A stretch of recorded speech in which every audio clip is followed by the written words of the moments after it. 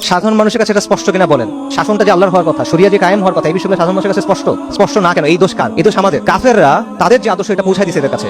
মানুষ বুঝে না বুঝে সে কথাটা শিখছে, হ্যাঁ এটা লাগবে, ওটার অধিকার, এই কথা সে বুঝে না এটার মানে, কিন্তু সেই কথাটা মুখস্থ করে নিছে, কিন্তু আপনার কথাটা সে আপনি তার মাথায় দিতে পারেন নাই। এটা আমার আপনার ব্যর্থতা। তারপর দেখেন যে আমরা জাতীয় যতগুলো ইস্যু আছে বাংলাদেশে, কোন জাতীয় ইস্যুতে মানে মানুষের দৈনন্দিন জীবনের যে সমস্যা, আর্থসামাজিক সমস্যা, কারণ সাধারণ মানুষ কিন্তু আকীদা নিয়ে, আদর্শ নিয়ে চিন্তা করে না। সে চিন্তা করে কি নিয়ে? তার পেট নিয়ে, তার পরিবার নিয়ে। তো তার যে সমস্যাগুলো আছে, এবং তার তো অনেক সমস্যা আছে, দুর্নীতি আছে, চাঁদাবাজি আছে, সন্ত্রাস আছে, অনেক সমস্যা আছে। এই সমস্যাগুলোতে আপনি তার পাশে গিয়ে দাঁড়াইছেন কিনা? সত্যি করে বলেন, আমরা দাঁড়াইছি কিনা? বাংলাদেশের 54 বছরের ইতিহাসের মধ্যে দেখেন যে কোনো এই ধরনের জাতীয় আন্দোলন ইসলামপন্থীরা শুরু করছে কিনা এবং সফল হয়েছে কিনা? আমরা খাস কিছু ইমানি ইস্যু যেটা আমরা বলতেছি, সেই ইস্যুতে কাজ করছি, কিন্তু মানুষের যে বিষয়ে চিন্তা, সেই বিষয়ে আমরা তার পাশে দাঁড়াই নাই। এখন জনগণের ফিতরাত হলো, জনগণ ওই মানুষটাকে নেতৃত্বের জন্য উপযোগী মনে করে যে তার প্রয়োজনের সময় তার পাশে দাঁড়ায়। এটা মানুষের ফিতরাত।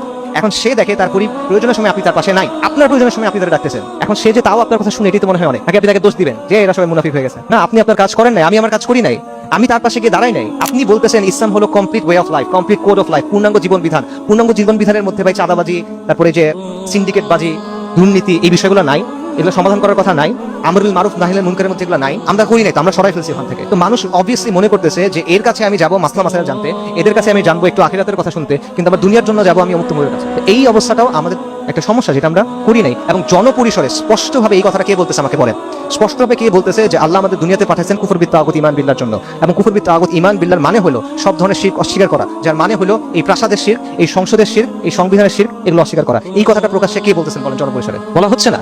যে রাজনৈতিক প্রকল্পগুলো আমাদের সামনে আছে তাদের নিয়ত ভালো, আমি তার নিয়তকে অস্বীকার করি না, কিন্তু এই বিষয়গুলো স্পষ্ট করা হয়েছে কিনা বলেন? হয় নাই। এটা বাস্তবতা ভাই, আবেগ দিয়ে এই বাস্তবতা আপনি আড়াল করতে পারবেন না।